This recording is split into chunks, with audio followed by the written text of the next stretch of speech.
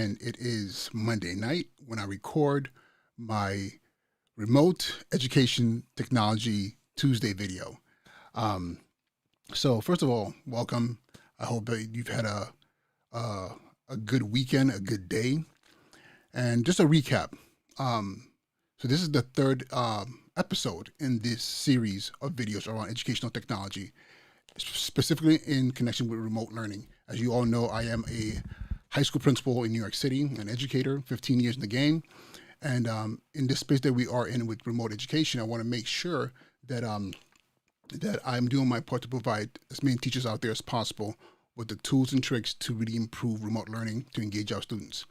The first episode, we talked about easy options, affordable options around audio. I compared this mic right here, which is the Shure SM7B, to the Samsung Q2U dynamic mics. They're both dynamic mics. And this right here, we're talking about roughly about $400. And the other mic we're talking about right now in Best Buy, it's $70. And great audio. If you want to see that video, make sure you click on the, should be right on that side. It should be up here. Click on that card and you'll be able to see that video. Then the second video we did that I did was around an wireless option, which is actually quite phenomenal. Rode, which is a company that specializes in audio equipment, makes a wireless lavalier system that you can actually pin to yourself, connect to your computer, and be able to move around and not be linked to the mic right in front of you. So if you think about this, if you're a PE teacher, a dance teacher, or an art teacher, someone who needs to be moving around while you're teaching your class, this is something that's actually phenomenal. So your audio maintains the same levels regardless of where you are in proximity to your computer. So that was the second video. So tonight I'm going to continue with audio. And what I'm going to do is I'm going to give you a way more advanced setup, a little bit more pricey, but something that's very doable, so I can show you how far you can take your audio, especially if you're teaching your conference calls, you're creating content for your students. You also want to make sure audio is on point. So I said a mouthful. Let's go ahead and set up the intro and we'll get right into it.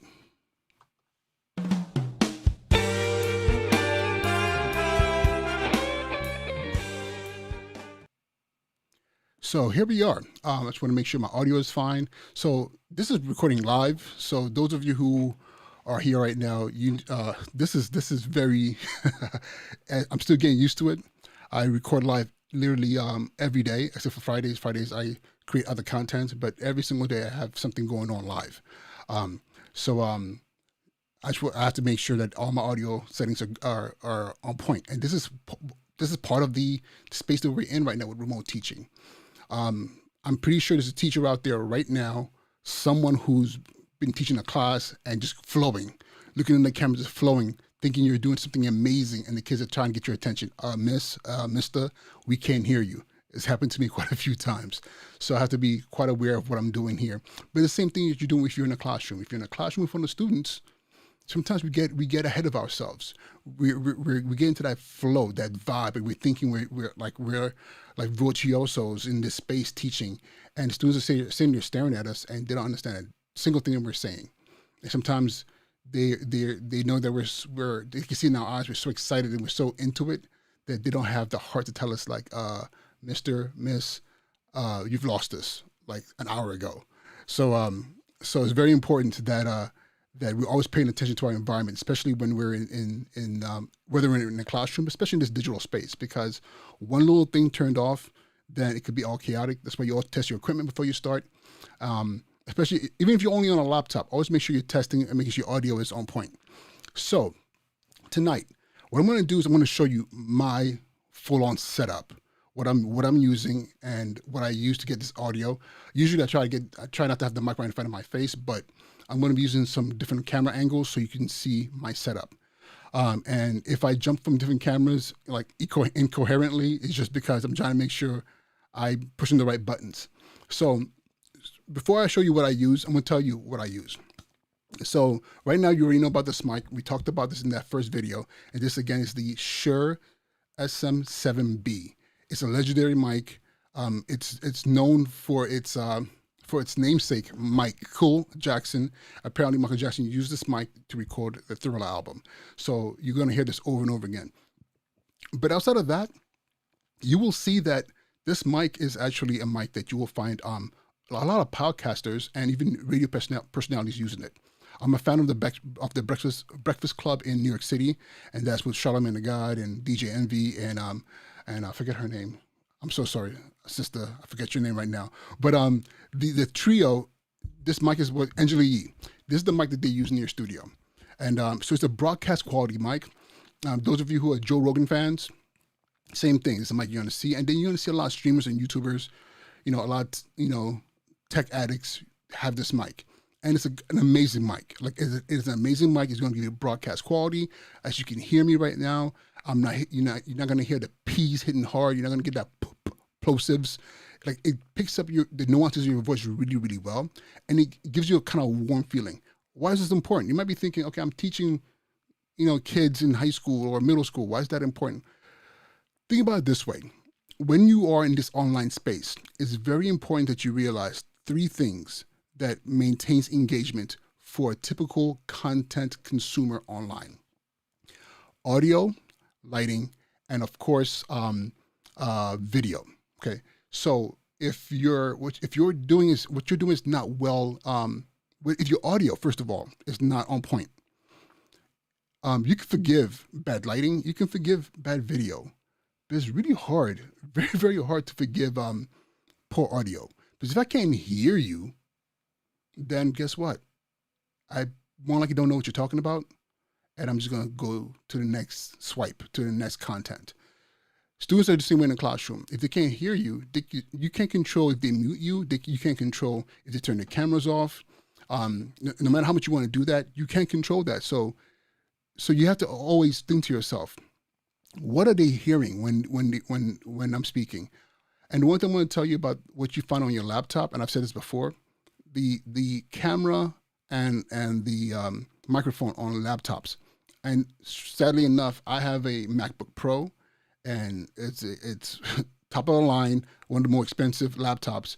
The camera sucks. The audio is it's okay. It's okay at best. And I have to be right in front of that laptop. If I walk away, like if I'm a PE teacher and I walk away, because I'm kind of walk back so student can see my full body as I'm demonstrating an exercise, something like that, then I'm gonna have to yell, or talk louder so you can hear me from the laptop. And I've seen this in class. I've seen this in classes where teachers are teaching remotely, and they have to maintain a proximity to the laptop. So if they walk to the board, they have to kind of yell, So it makes things a little bit harder. So it's very important that we understand that audio is the first line of defense. If we don't have an audio on point, then guess what's going to happen? We're going to lose our students. So in this case here, this mic right here, this is the quality of audio you're hearing. But the thing about this is a little bit more complicated because this is not something I could just plug straight into my laptop. It has an XLR cable. This is the cabling that's right here, and which requires an audio interface. The laptop itself has an audio interface, and what it is the component that allows for the sound audio to go back and forth, which is the microphone audio going in and the audio coming out, to your headphones or to your speakers. So because I can't plug this into my laptop, I have to have a secondary device that I would use to make that happen. So in this case, what I'm using right here is the Rode Rodecaster Pro, which is an audio interface, and I'm going to show it to you right now. Some of you might look at this and be like, okay, what is going on here? Is this a recording studio? But it's not that complicated. It looks complicated, but it's not that complicated. So I'm going to show you this right now. So what you're seeing here is the Rodecaster Pro. So let me zoom in there a little bit closer so you can get a better look at it. 1 second there. Here we go. So the great thing about this, as you can see right now as I'm speaking, you can see the levels going up and down. So that's my voice right there, and that's the master levels for the right and left speakers. So as I'm speaking right now, it's catching my voice. And this device here, what it does, it allows you to pump in up to 4 microphones, 1, 2, 3, 4. And the great thing about that now is, in this case, if I'm teaching remotely, it's usually just me by myself. But if I'm in a situation where maybe I might have someone else with me, I can have 4 lines of mics going in there. So, like in my case, I do podcasts. I haven't had I haven't had a guest, with my podcast only because of the fact that we're quarantined and it's kind of hard to do all that. So I do a lot of my interviews remotely. But so mic wise, it's just connected back here to line 1, and that's why you see line 1 going up and down. All the other lines are actually dead right now. There's nothing connected to them.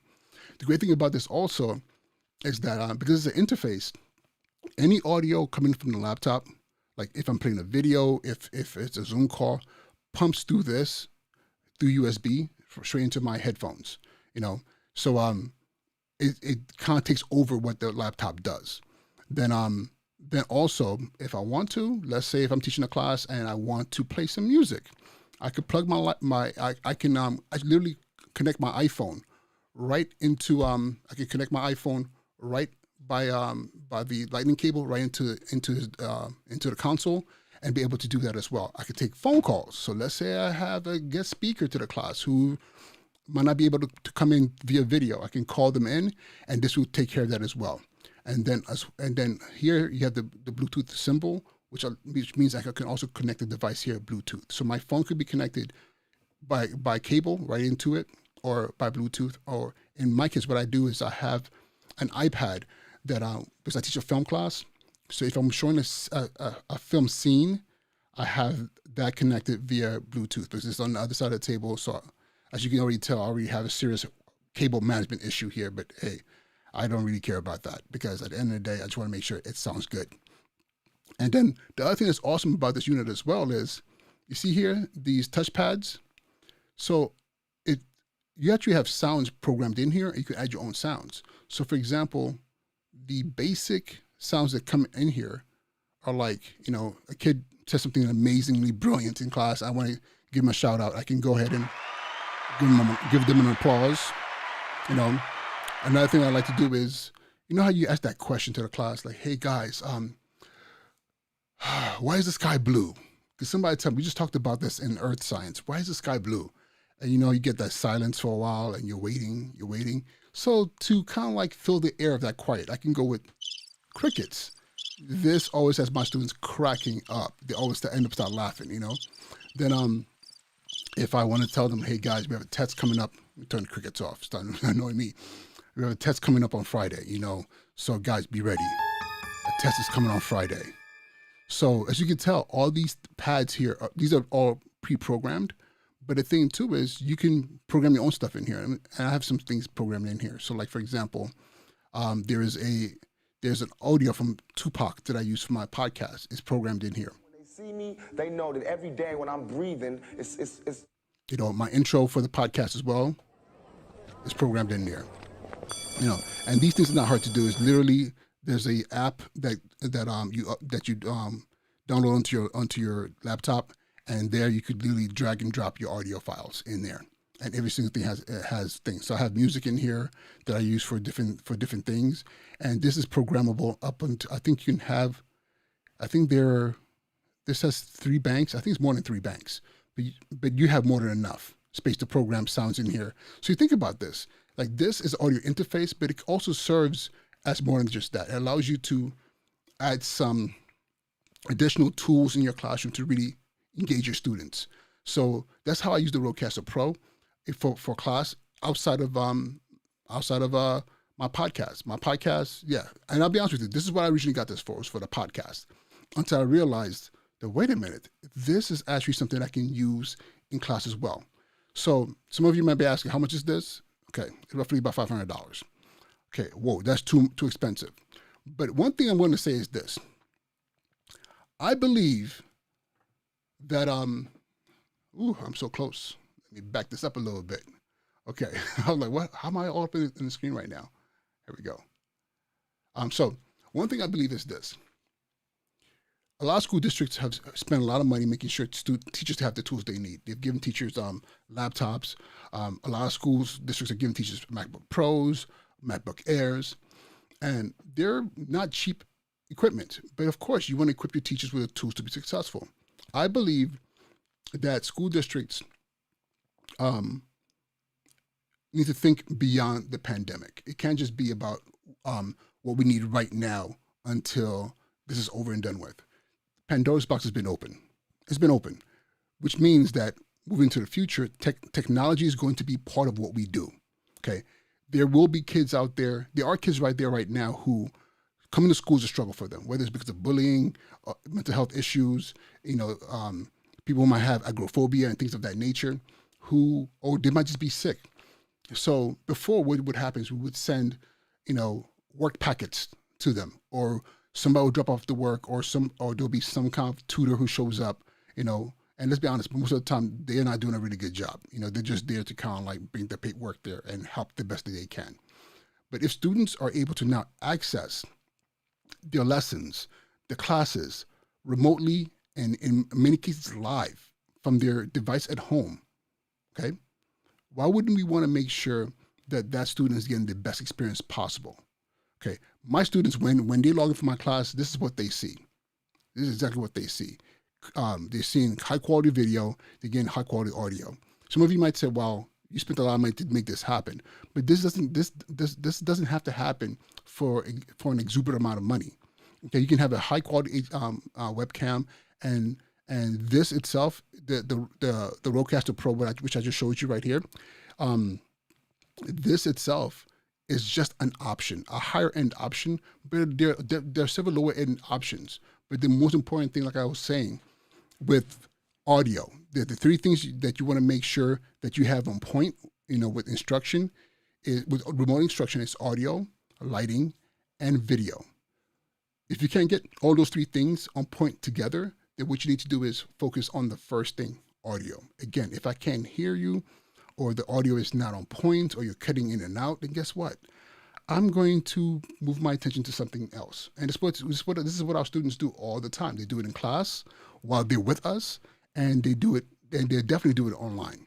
So, like I was saying, I think school districts can invest in finding the right tools that allow for, even if it's let's say $200-300 per teacher investment, to make sure they have the tools to be able to provide like really good audio and video for their classes. And the other thing too is training as well. Some of you might be asking, like, how did you learn how to do all this stuff? I was a film major in college. I majored in film.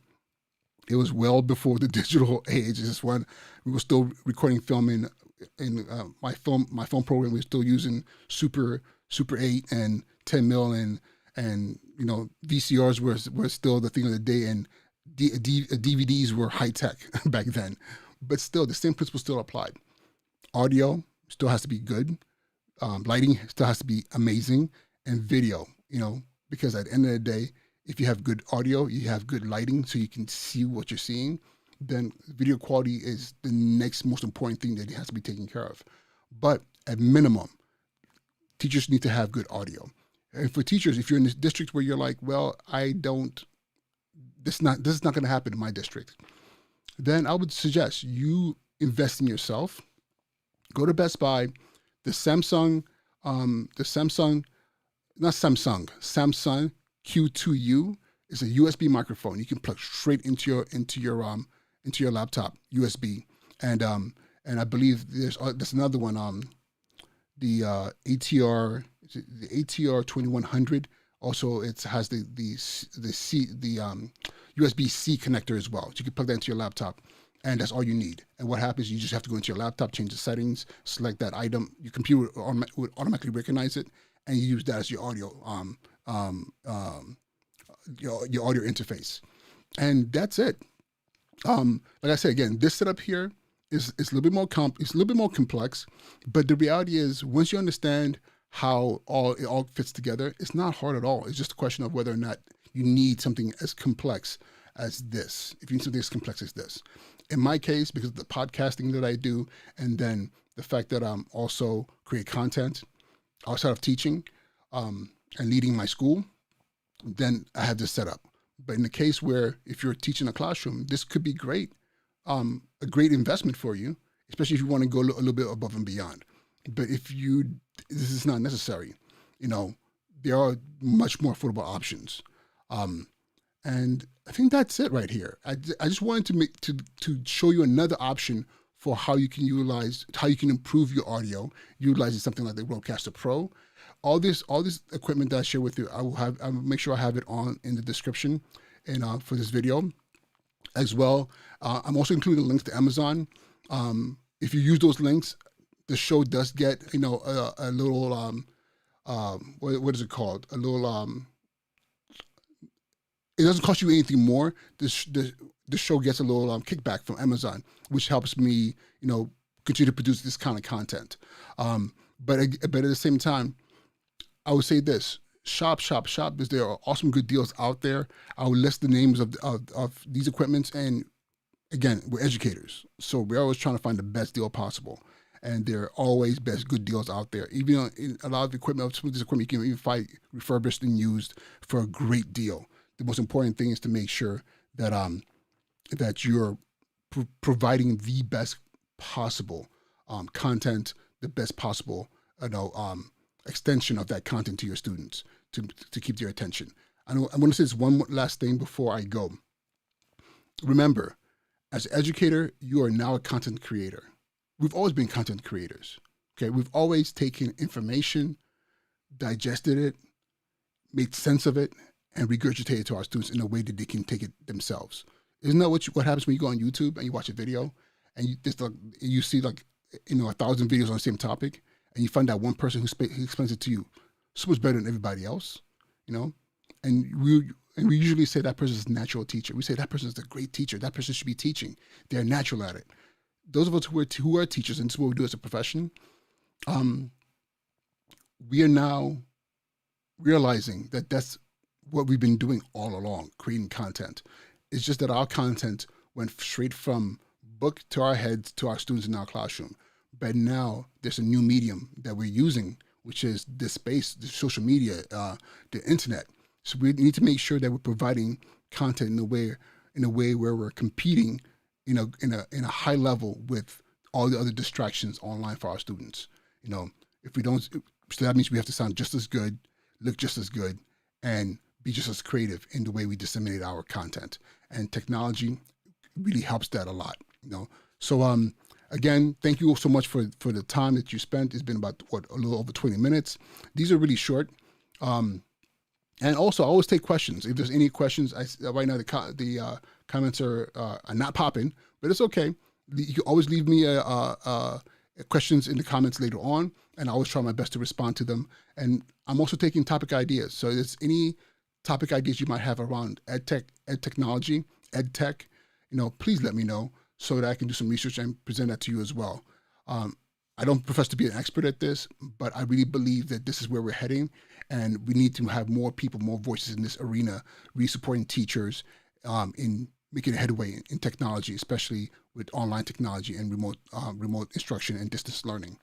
So again, thank you so much for being here this evening. Be well, be safe, and I'll talk to you all soon. All right, peace.